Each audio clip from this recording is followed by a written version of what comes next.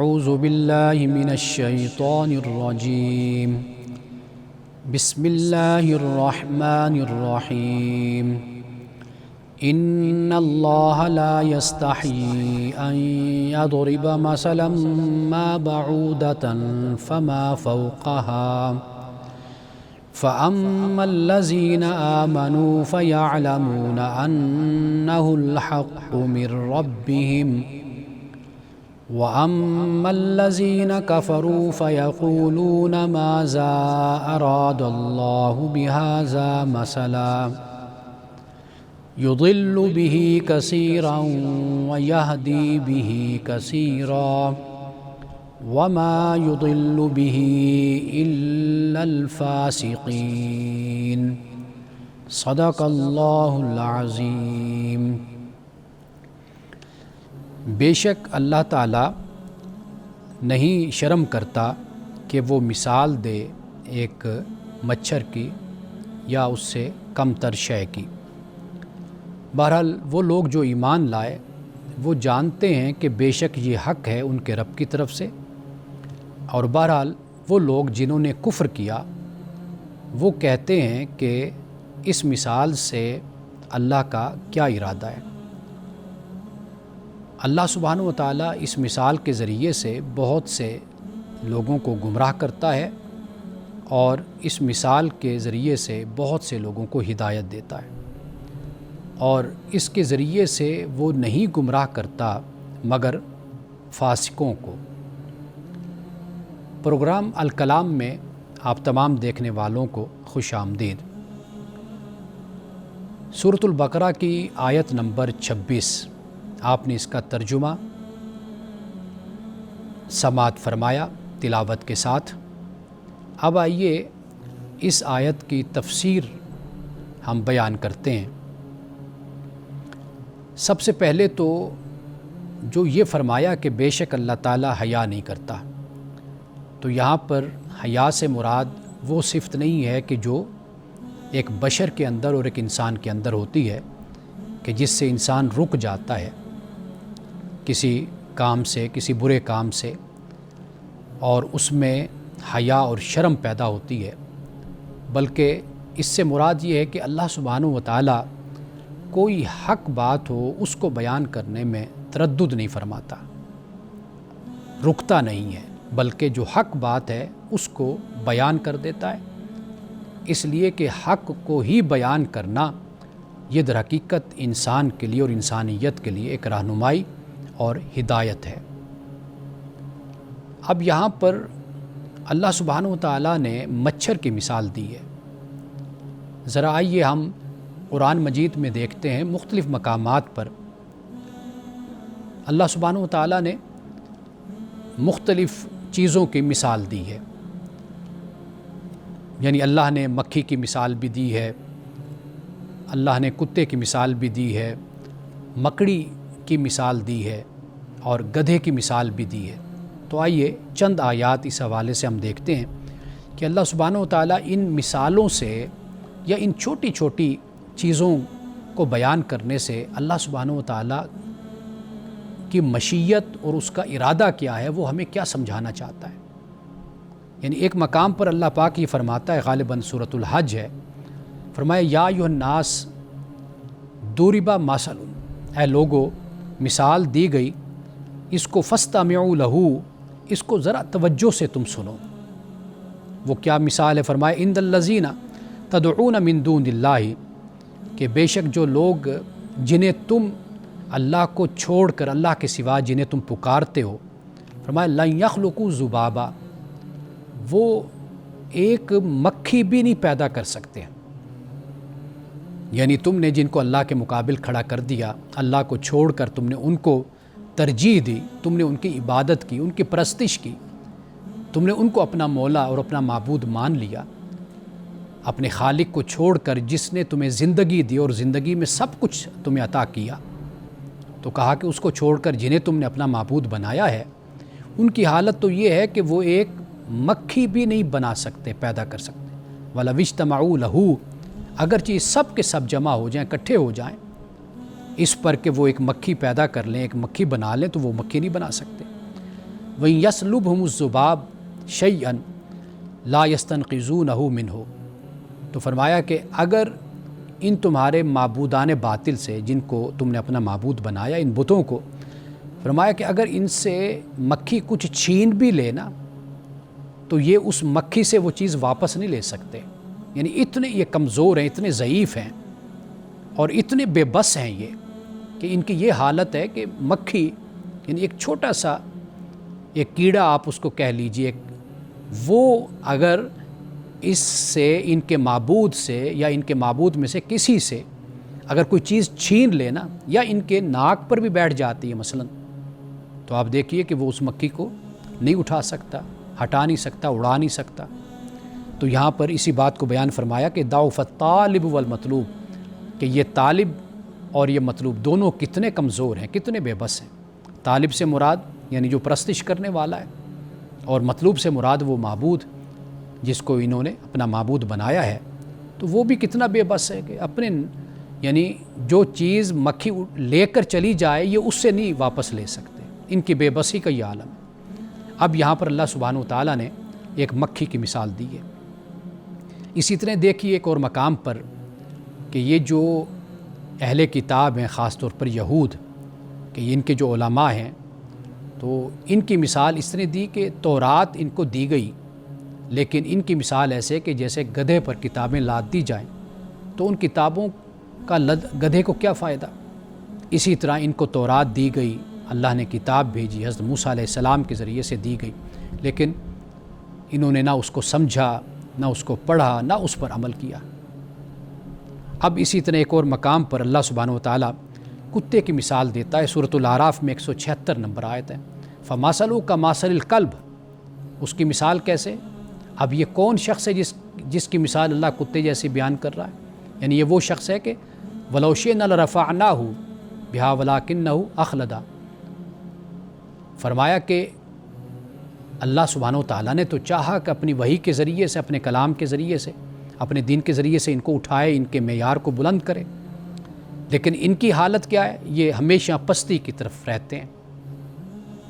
اب یہاں پہ کیا فرمایا کہ فَمَثَلُهُ كَمَثَلِ الْكَلْبِ إِن تَحْمِلْ عَلَيْهِ يَلْهَثْ أَوْ تَتْرُكْهُ يَلْهَثْ، کہ آپ اس کو دھتکار دیں تو پھر بھی وہ ہانپتا رہتا ہے، یعنی اس کے منہ سے زبان باہر نکلی رہتی ہے، منہ کھلا رہتا ہے.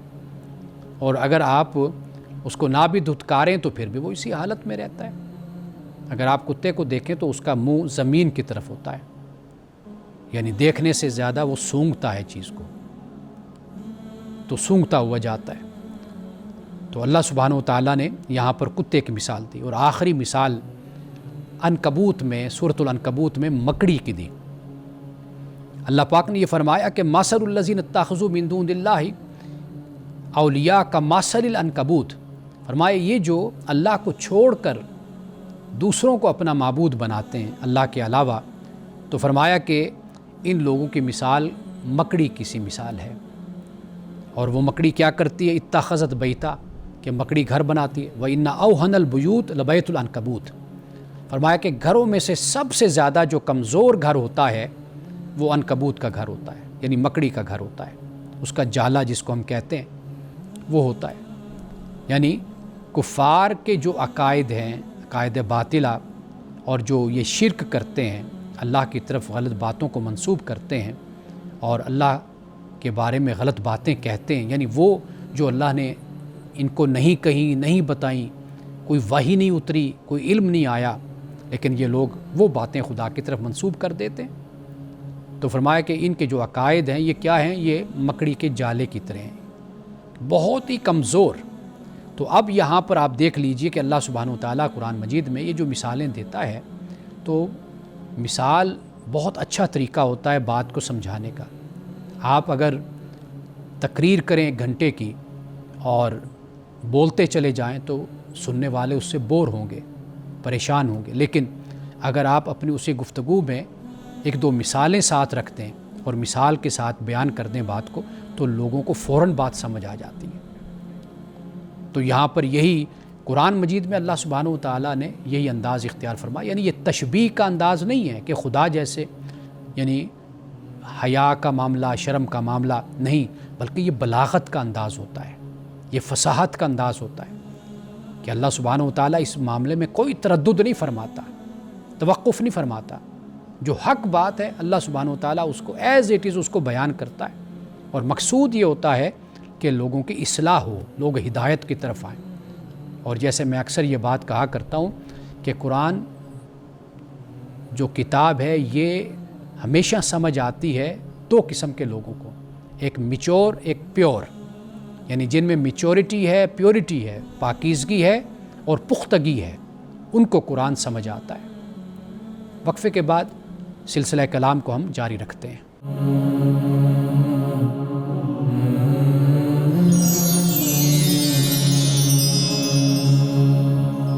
اب اس کے بعد اللہ سبحانہ وتعالیٰ یہ فرماتا ہے کہ جو ایمان والے ہیں نا، وہ جانتے ہیں کہ بے شک یہ حق ہے ان کے رب کی طرف سے، یعنی ایمان در حقیقت یہ علم انسان کو اور یہ یقین عطا کر دیتا ہے کہ اللہ کی طرف سے کوئی بات بھی نازل ہوتی ہے، کچھ بھی بیان ہوتا ہے، وحی اترتی ہے، وہ جانتے ہیں کہ سب کچھ جو رب کی طرف سے آتا ہے وہ حق ہے۔ اب یہ جو ایک مچھر کی مثال دی گئی، اس میں بھی بہت بڑا سبق پوشیدہ ہے، بہت بڑی رہنمائی اور ہدایت اور بڑی حکمت کی بات ہے جو اس میں پوشیدہ ہے۔ اور یہاں پہ اب جب ایمان والوں کی بات ہو گئی تو اب کفر جو کرنے والے ہیں، کافر ہیں، ان کا یہ سوال ہوتا ہے کہ فَيَقُولُونَ مَاذَا أَرَادَ اللَّهُ بِهَذَا مَثَلًا، اس مثال سے اللہ کا کیا ارادہ ہے؟ یعنی یہ ایک استہزاء کا انداز بھی ہے، تمسخر کا انداز بھی ہے، اور تضحیک کا انداز بھی، کہ بھئی اللہ سبحانہ وتعالیٰ کبھی مکھی کی مثال دیتا ہے، کبھی مچھر کی مثال دیتا ہے، تو اس مثال سے اللہ کا ارادہ کیا ہے؟ اب اللہ سبحانہ وتعالیٰ کا جو ارادہ ہے وہ اللہ بیان کرتا ہے کہ اس مثال سے اللہ بہت سے لوگوں کو گمراہ کرتا ہے۔ یعنی مطلب کیا ہے؟ یہ ایک آزمائش ہے، ایک امتحان ہے۔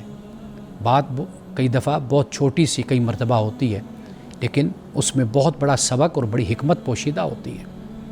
تو یہاں پر جو کفر کرنے والے ہیں ان کی حالت یہ ہے کہ ان کو چھوٹی مثال سے بھی بات نہیں سمجھ آتی، تو بڑی کیا سمجھ آئے گی بات؟ تو یہاں پر ایک آپ سمجھ لیجئے کہ جو لوگوں کی غلط فہمی ہے اس کو میں یہاں پر واضح کر دوں۔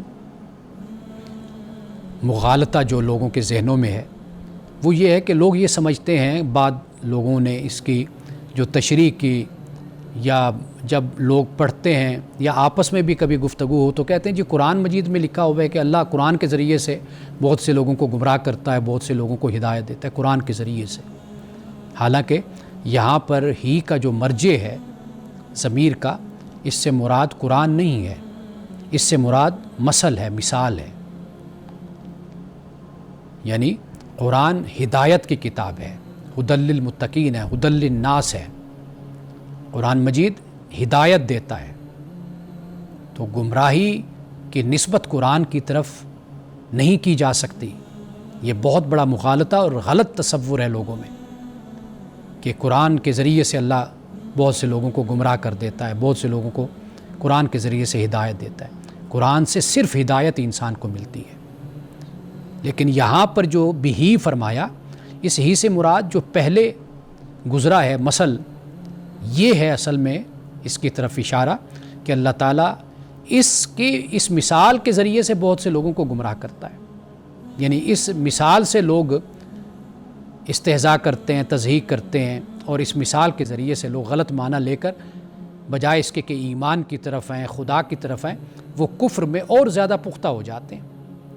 وَيَهْدِي بِهِ كَثِيرًا، اور اس مثال کے ذریعے سے بہت سے لوگوں کو ہدایت بھی مل جاتی ہے۔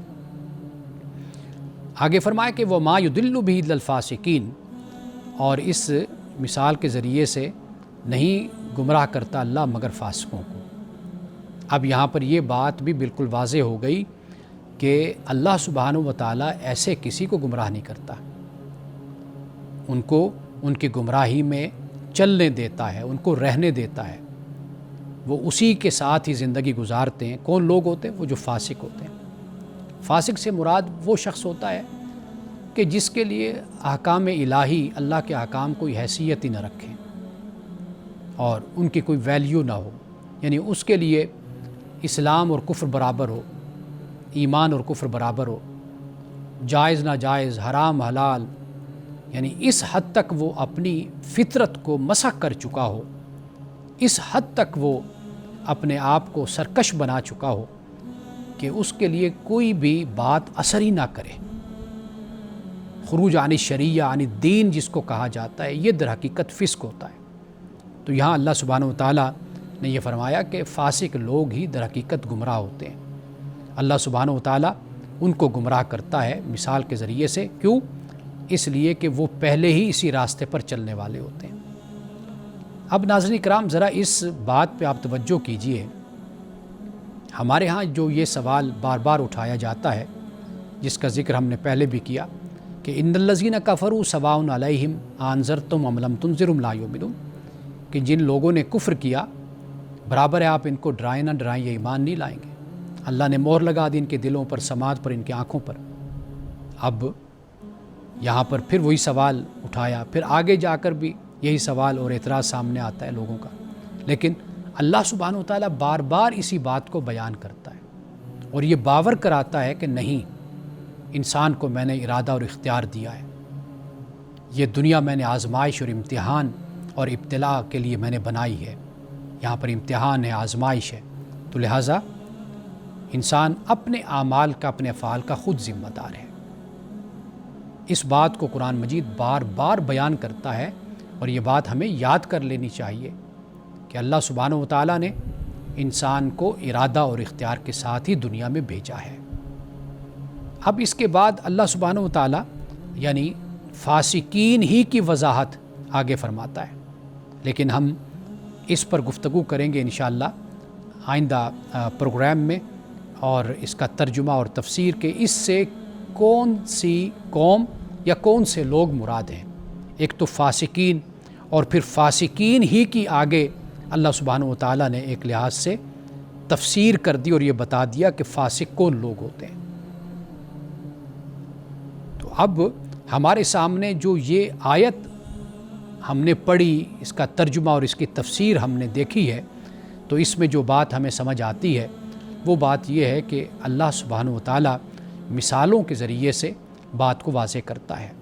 صرف یہ نہیں کہ مثال کسی جانور کی ہے، مثال کسی پرندے کی ہے، مثال کسی چھوٹے سے کیڑے کی ہے، اللہ پاک قرآن مجید میں مثال غلام کی بھی دیتا ہے اور شرک اور توحید کے تصور کو واضح کر دیتا ہے۔ یعنی ایک شخص وہ ہے، ایک غلام وہ ہے کہ جس کے کئی آقا ہیں، کئی مالک ہیں۔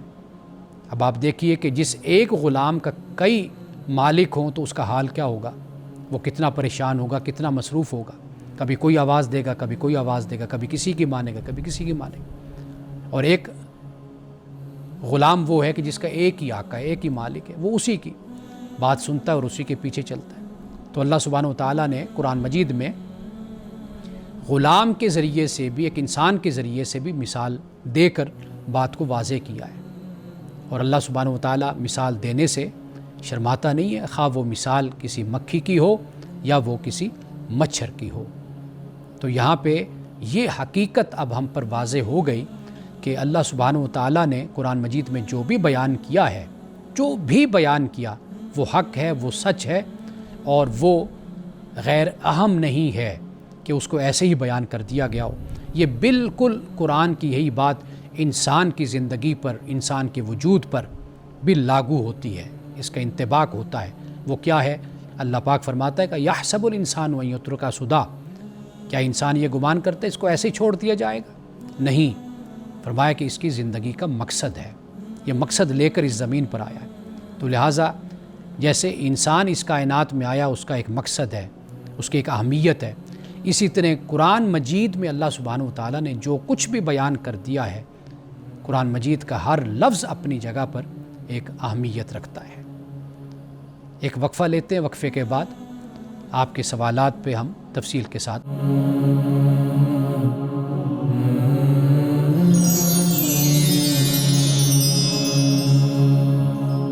وقفے کے بعد آپ کے سوالات کے ساتھ حاضر ہیں ہم۔ ایک سوال خاتون نے بھیجا ہے عمرے کے حوالے سے، اور وہ آڈیو میں ہمارے پاس وہ میسج آیا ہے۔ وہ میسج، وہ سوال یہ ہے کہ خاتون جانا چاہتی ہیں عمرے پہ، لیکن یہاں پاکستان میں ان کے ساتھ کوئی محرم نہیں ہے، تو وہ کہتی ہیں کہ میرا جو محرم ہے یعنی وہ سعودیہ میں موجود ہے، تو اگر میں یہاں سے سفر کروں اور میں سعودیہ چلی جاؤں پھر وہ محرم مجھے وہاں پر جوائن کر لے گا، تو اس بارے میں وضاحت کر دیں کہ مجھے کیا کرنا چاہیے۔ سب سے پہلے تو یہ بات یاد رکھیے کہ رسول اللہ صلی اللہ علیہ وسلم نے جب محرم کی تاکید فرمائی، یعنی خاتون اگر کوئی سفر کرتی ہے تو محرم اس کے ساتھ ہو، تو اس کا جو سبب اور پس منظر ہے وہ یہ ہے کہ عورت کی عزت، آبرو، اس کا مال، اس کی جان یہ محفوظ رہیں۔ اس مقصد کے لیے محرم کا آپ نے فرمایا کہ بھئی جب عورت کسی لمبے سفر پر جاتی ہے، گھر سے باہر جاتی ہے، تو پھر وہ محرم کو ساتھ لے کر جائے۔ یہ تین باتیں، یعنی اس کی آبرو ہے، مال ہے اور اس کی زندگی، اس کی حفاظت، یہ تین چیزوں کی حفاظت پیش نظر ہے، اس لیے رسول اللہ صلی اللہ علیہ وسلم نے یہ فرمایا۔ اب آپ یہ دیکھ لیجئے کہ جہاں پہ ان تین چیزوں کی حفاظت کی ضمانت نہ ہو تو وہ بے شک آپ کے اپنے شہر ہی کا سفر ہو تو آپ وہاں پر بھی اپنی بہن کو، اپنی بیٹی کو، اپنی والدہ کو، اپنی بیوی کو اکیلے نہیں جانے دیتے، چاہے وہ سفر 55 میل کا ہو مسافت، یا 55 میل سے زیادہ کی ہو یا کم کی ہو، بلکہ یہاں تک کہ اگر گھر سے بھی بچی نے، آپ کی بیٹی یا بہن نے یا کسی نے، خاتون نے جانا ہو، حالات ٹھیک نہ ہوں یا باہر کا ماحول ٹھیک نہ ہو، تو آپ کی کوشش یہی ہوتی ہے کہ کوئی ساتھ چلا جائے یا کوئی حفاظت کا دوسرا آپ انتظام کر دیتے ہیں۔ تو یہ پیش نظر یہ بات ہونی چاہیے، چاہے سفر چھوٹا ہے یا بڑا۔ اب آپ دیکھیے کہ جہاں پر سفر محفوظ ہوتا ہے وہاں پر ہماری بہنیں، بیٹیاں جہاز میں بیٹھ کر دوسرے ملک پہنچ جاتی ہیں، کوئی یو اے ای جا رہا ہے، کوئی ایسے جا رہا ہے، کوئی یو کے جا رہا ہے، مختلف ملکوں میں جا رہے ہیں، اور چونکہ اس میں ہمیں کوئی پریشانی نہیں ہوتی، کوئی خطرہ نہیں ہوتا، تو ہم وہاں پر کسی محرم کی بات بھی نہیں کرتے۔ اسی طرح جب حج یا عمرہ کی بات ہے تو اگر اس بات کی گارنٹی اور ضمانت ہو کہ خاتون بحفاظت یہاں سے حج اور عمرہ کے لیے جائے گی، حج و عمرہ کر لے گی، تو وہ کر سکتی ہے محرم کے بغیر بھی۔ ہاں، ہمارے فقہاء کرام نے، خاص طور پر امام شافعی نے اس مسئلے کو اس طرح بیان کیا ہے کہ اگر حج کا ایک گروپ جاتا ہے یا عمرہ کا ایک گروپ جا رہا ہے تو اس گروپ میں مرد بھی ہیں، عورتیں بھی ہیں، خواتین ہیں، تو جس خاتون کا کوئی محرم نہیں ہے تو وہ اس گروپ کو جوائن کر لے اور اس گروپ میں وہ جا سکتی ہے۔ تو لہٰذا یہ بات پیش نظر ہمارے رہنی چاہیے کہ شریعت میں جو یہاں مسئلہ ہے وہ یہ ہے کہ عورت کی عزت، آبرو، اس کا مال، دولت اور اس کی جان یہ محفوظ ہو۔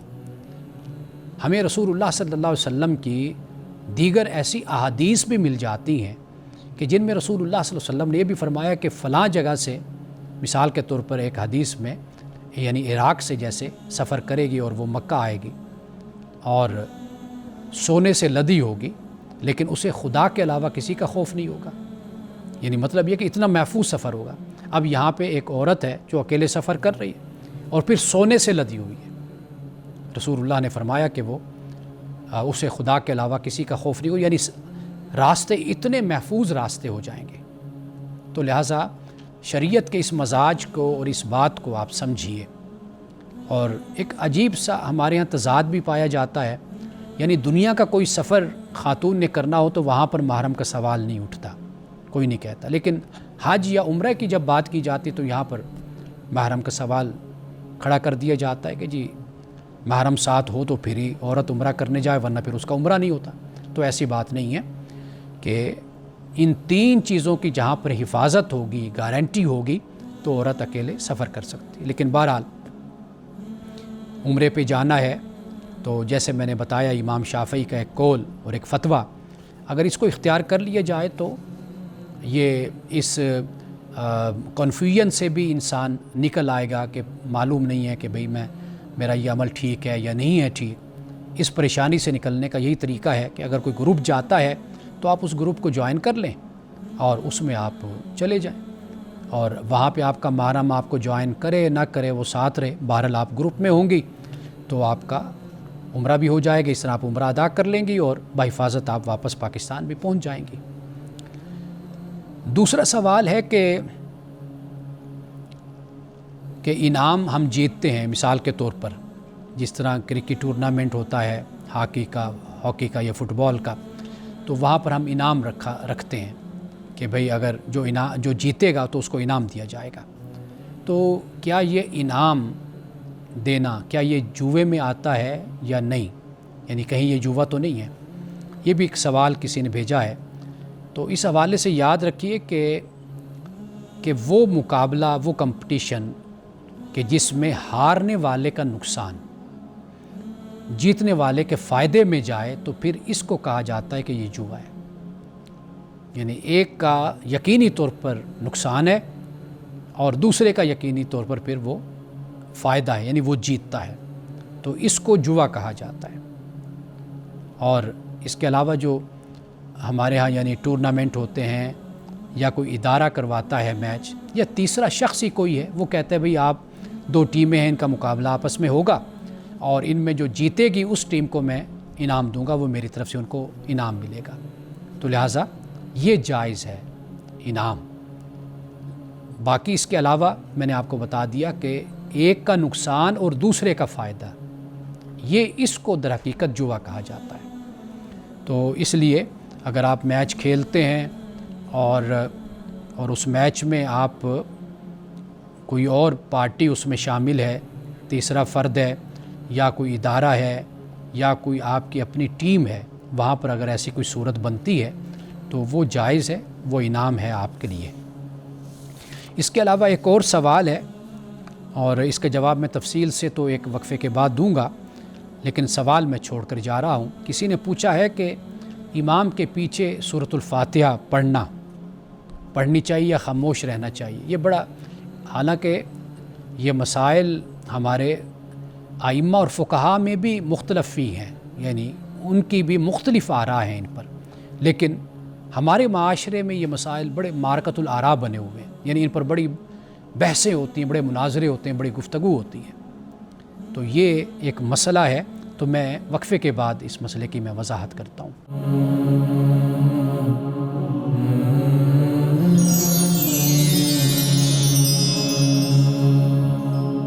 وقفہ پہ جانے سے پہلے ہم اس سوال پہ بات کر رہے تھے کہ امام کے پیچھے سورۃ الفاتحہ یہ پڑھنی چاہیے یا نہیں پڑھنی چاہیے۔ دیکھیے، ائمہ کی جو آراء ہیں وہ مختلف ہیں، یعنی مثال کے طور پر آپ دیکھیے کہ مالکیہ کی جو رائے ہے وہ یہ رائے ہے کہ آپ جو جہری نماز ہے، جہری نماز سے مراد یہ ہے کہ امام اس میں تلاوت کرتا ہے اونچی آواز سے، صبح کی نماز ہے، مغرب کی نماز ہے اور عشاء کی نماز ہے، اس میں امام اونچی آواز سے تلاوت کرتا ہے۔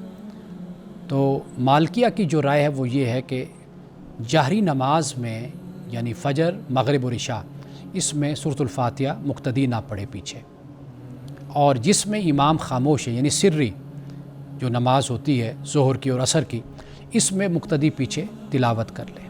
یہ مالکیہ کی رائے ہے، یعنی امام مالک کے جو پیروکار ہیں، علماء ہیں، فقہاء ہیں، مقلدین ہیں، ان کی یہ رائے۔ اور اسی طرح امام شافعی کی بالکل اس کے اپوزٹ رائے ہے، ان کا کہنا یہ ہے کہ خواہ جہری ہو یا سری، دونوں میں مقتدی پیچھے کھڑے ہو کر تلاوت کرے گا۔ ہر کسی کے اپنے اپنے دلائل ہیں، لیکن جو امام مالک کی رائے ہے، مالکیہ کی، میرے مطابق اور میری تحقیق کے مطابق یہ وہ رائے ہے کہ جو بہت مناسب اور معتدل رائے ہے۔ اور ڈاکٹر اسرار احمد صاحب رحمۃ اللہ تعالی علیہ وہ بھی اسی رائے کو اختیار کرتے تھے، اور ان کا کہنا بھی یہی تھا کہ جو جہری نمازیں ہیں ان میں آپ خاموش رہیے، چونکہ آپ سن رہے ہیں تو آپ کا سننا ہی در حقیقت آپ کی تلاوت بن جاتا ہے، آپ کی قرات بن جاتا ہے۔ اور باقی جو 2 نمازیں ہیں ظہر اور عصر کی، اس میں آپ تلاوت کر لیں، سورۃ الفاتحہ کو آپ پڑھ لیں۔ اس کے علاوہ ایک اور سوال ہے بچے کے کان میں اذان دینے کے حوالے سے۔ آپ کو معلوم ہے کہ ہمارے ہاں جو مشہور ہے وہ یہی ہے کہ دائیں کان میں اذان دی جاتی ہے اور بائیں کان میں تکبیر اقامت پڑھی جاتی ہے۔ پہلی بات یہ میں بیان کر دوں کہ جو اقامت کا مسئلہ ہے بائیں کان میں، یہ جو مسئلہ ہے اس کی مشروعیت پر ہی اختلاف ہے، یعنی کہ یہ ہونا بھی چاہیے کہ یہ نہیں ہونا چاہیے۔ لیکن اس سے پہلے ایک بات میں بیان کر دوں کہ دائیں کان میں اذان دینا امام مالک کے نزدیک جو ان کی رائے ہے وہ یہ ہے کہ وہ نہ اس کو سنت مانتے نہ اس کو مستحب مانتے ہیں، بلکہ اس کو غیر ثابت عمل شمار کرتے ہیں۔ چونکہ امام مالک کے نزدیک جو بات مستند ہوتی ہے وہ ہوتی ہے کہ جب اہل مدینہ کا کوئی عمل ہو، تو امام مالک کا یہ کہنا ہے کہ ایسا کوئی عمل نہیں کیا گیا اہل مدینہ نے، اور نہ صحابہ سے یہ ہمیں ملتا ہے۔ اور پھر واضح بات ہے کہ صحابہ سے پھر رسول اللہ صلی اللہ علیہ وسلم تک کہ بچے کی کان میں کوئی اذان دی گئی ہو۔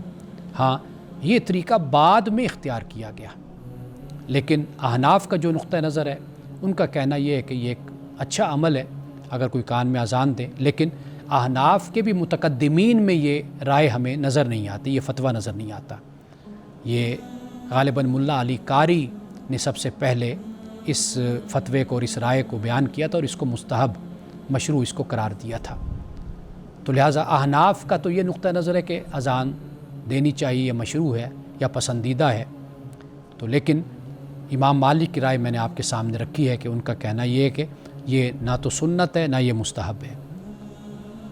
چونکہ احناف کا جو نقطہ نظر ہے وہ یہ ہوتا ہے کہ جو کوئی حدیث یا کوئی روایت ہمیں اگر رسول اللہ صلی اللہ علیہ وسلم سے منسوب ملتی ہے تو وہ فضیلت کے باب میں اس کو قبول کیا جا سکتا ہے، تو لہٰذا وہ فضیلت کے لیے وہ کہتے ہیں کہ اگر کوئی اذان دیتا ہے تو یہ ایک اچھا عمل ہے۔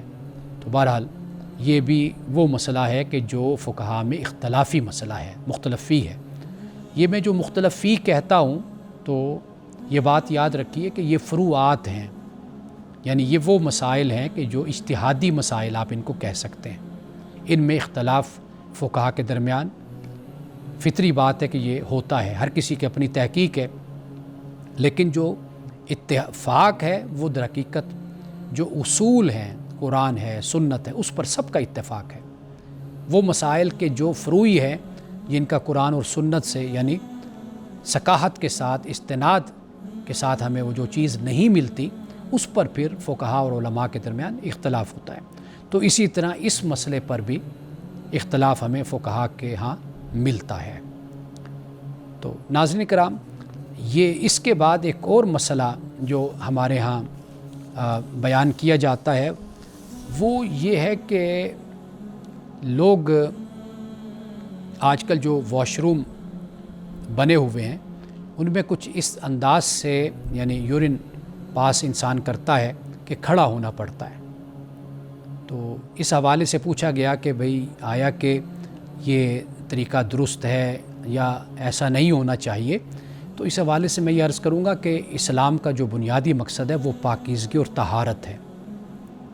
وہ جس طریقے سے باقی رہتا ہے آپ وہ طریقہ اختیار کر لیجئے۔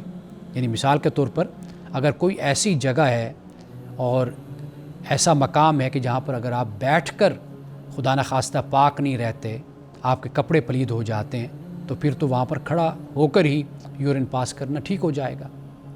اور اگر ایسی جگہ ہے جہاں پر کھڑے ہوں گے تو آپ کے کپڑے پلید ہو جائیں گے، ناپاک ہو جائیں گے، تو پھر وہاں پر بیٹھنا ہوگا۔ تو لہٰذا جو بنیادی چیز ہے، بنیادی بات وہ اپنے پیش نظر رکھیے، وہ یہ ہے کہ آپ کے کپڑے پاک اور صاف رہنے چاہیے۔ یہ بنیادی بات ہے، اس لیے کہ کپڑے پاک اور صاف ہوں گے تو وضو ہوگا، کپڑے پاک اور صاف ہوں گے پھر آپ نماز بھی پڑھ سکیں۔ وضو تو خیر ہو جائے گا، کپڑے جیسے بھی ہوں گے، لیکن پھر نماز ان کپڑوں کے ساتھ نہیں ہوتی۔ تو لہٰذا بنیادی بات صفائی اور پاکیزگی ہے۔ اب پروگرام کے آخر میں رسول اللہ صلی اللہ علیہ وسلم کی ایک حدیث کہ آپ نے فرمایا کہ ہر امت کا ایک فتنہ ہوتا ہے، ایک آزمائش ہوتی ہے۔ میری امت کا فتنہ مال ہے، یعنی مال میری امت کا فتنہ ہے۔ یہ الفاظ بڑی توجہ کے طالب ہیں، یہ الفاظ ذرا ان الفاظ پر توجہ کیجئے کہ ہر امت کا فتنہ ہے، میری امت کا فتنہ مال ہے۔ مال کیوں فتنہ ہے؟ میں مال کو بھی اس حوالے سے بیان کرتا ہوں کہ بے ضابطگی جو ہمارے ہاں ہے یہ در حقیقت بہت بڑا فتنہ ہوتا ہے۔ اگر مال جائز طریقے سے کمایا جائے، حلال طریقے سے کمایا جائے اور حدود میں رہ کر کمایا جائے تو اس مال میں برکت بھی ہوتی ہے اور وہ فتنہ نہیں بنتا۔ فتنہ تب بنتا ہے کہ جب انسان جائز اور ناجائز کا، حلال اور حرام کا فرق مٹا دے اور لالچ، حرص اور طمع میں اس طرح ڈوب جائے کہ بس وہ سب کچھ، اپنی آخرت بھی بھول جائے، عاقبت بھول جائے، قبر بھول جائے، بس مال اور دولت کے پیچھے پڑ جائے۔ تو یہ رسول اللہ صلی اللہ علیہ وسلم نے بیان فرمایا۔ قرآن مجید بھی کہتا ہے انما اموالکم اولادکم فتنہ، کہ تمہارے مال اور تمہاری اولاد یہ فتنہ ہے، یہ آزمائش ہے۔ انہی الفاظ کے ساتھ آج کے پروگرام کا ہم اختتام کرتے ہیں۔ انشاءاللہ کل دوبارہ آپ سے ملاقات کریں گے۔ السلام علیکم ورحمۃ اللہ وبرکاتہ۔